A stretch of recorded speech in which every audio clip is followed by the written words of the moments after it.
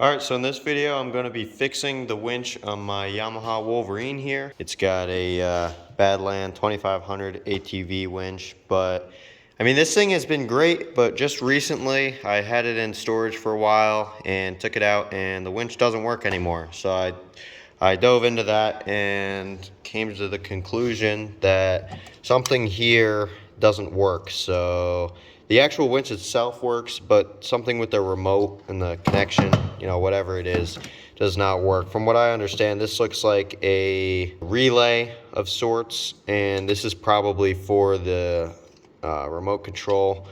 And so I was gonna just buy the parts to fix this winch, but the price was pretty similar to just buying a whole new winch, so that's what I wound up doing. I have a whole new winch set up here. So with this new winch, this one's supposed to be slightly waterproof. It's IP65, you can see there, and it says water and dust, but you can't submerge this, which kind of sucks. I would like to be able to just put this thing underwater, but that's not, I guess you can't do that. So it's just a little bit more waterproof, and I might actually put this actual winch on because I like the black color, but it really doesn't look much different at all from the winch I have on here. So I may swap that out eventually, or I'll just leave this one on there for now until that breaks or something.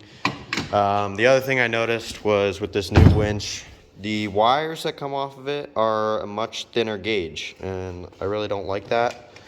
Because if you look here, the ones that came with my old winch are a much heavier duty and much thicker gauge, and this thinner wiring kind of concerns me a little bit. That and the connectors they used on the ends, so I didn't put these on. This is what came with it. They kind of just crimped them on there, and that looks a little sketchy on here. I taped this one off. I'll show you on the battery, but on here you can see this red wire here is for the winch on the bottom, and that one looks like a much cleaner and better connection. This guy's over here.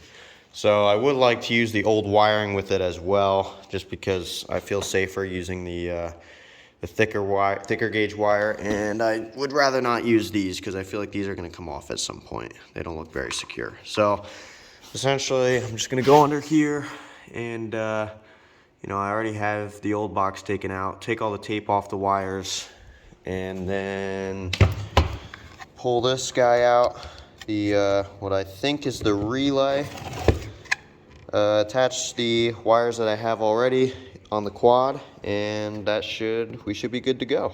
Alright, so I pulled everything out of this box here, so it looks like all I have to do is just kind of unscrew these wires from the terminals on this box here, and then screw in the existing wires I had on the quad. I just pulled these off, and here's a better look at. So you can really see, now that they're off, how much better quality that these wires look than the ones that it came with just now.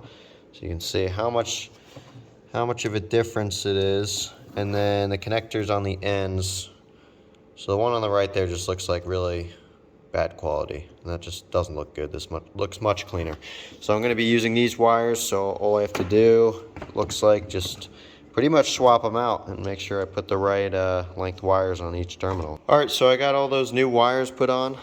You can see in there everything's put back correctly, I believe. I haven't tested it yet, but everything should be correct. I squeezed everything in there. The only issue is these holes on the side. They're pretty much just big enough for the wires to come out, but the old wires had these grommets, which isn't a huge deal because I know on this old box, this one didn't have grommets at all. So I'm not really worried about that. It's just that it won't be as waterproof without them, but shouldn't be too big of a deal. So all I have to do now is just put that cover back on, and then I'm gonna show you guys how I run the wires and everything on the quad. All right, so I got this thing all mounted up here.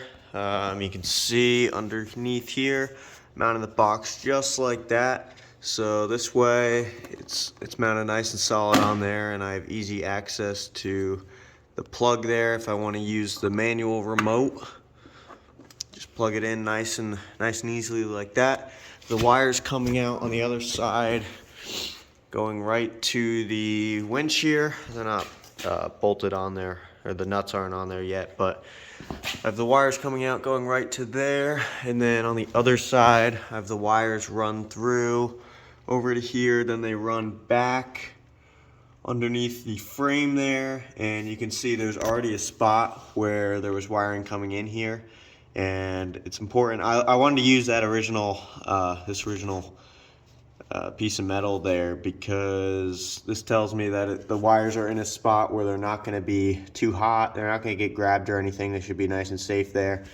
So they run back, you can see them on the frame here, and they run back, so I can't get the camera in there, but they run back underneath the frame to the back here where they go up to the battery. So it's super simple.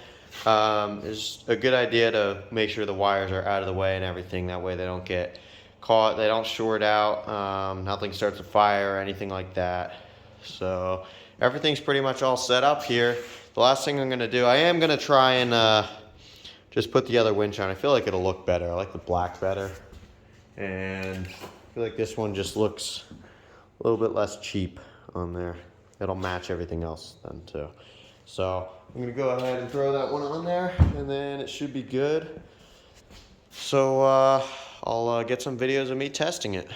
All right, so I'm out here riding. I have the new winch all installed, and I'm gonna put this thing to the test by trying to lift it up into this tree here. Now, the other winch I had on this quad, I'll put a picture on screen. I did this a couple times with it and it had no issues. So, I mean, really it shouldn't be that bad. It's a 2,500 pound winch and the quad's probably around 500 pounds. So, but it doesn't mean it's always able to lift 2,500 pounds. That's only on, if you only have one coil of wire on there. So it won't be able to lift as much now, but this should be no problem for it. So let's see how it does.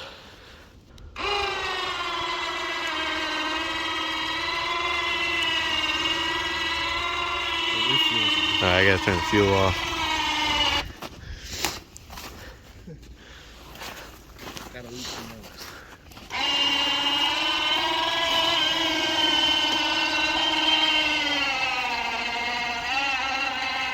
Sounds like it's struggling, but that could also be the battery. All right, looks like it works. And the automatic holding brake. The thing's definitely hanging on there.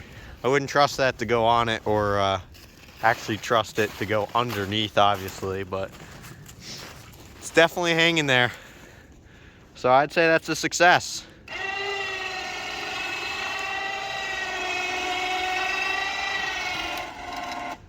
So all in all, these Badland winches are pretty good. I wound up getting the quad stuck a few more times while I was out riding, and it worked great. That noise you heard while it was getting lifted up into the tree where it sounded like it was struggling did turn out to just be the battery, because really you want the quad running to supply power, or as much power as possible, to the winch. And obviously when I'm winching it into a tree, I can't leave the engine running. So that's why it started to bog down a little bit. But if you're just using it in a really practical manner where you're getting quads unstuck or whatever, they work great. So that's going to be pretty much it for this video. Thanks for watching, and don't forget to like and subscribe.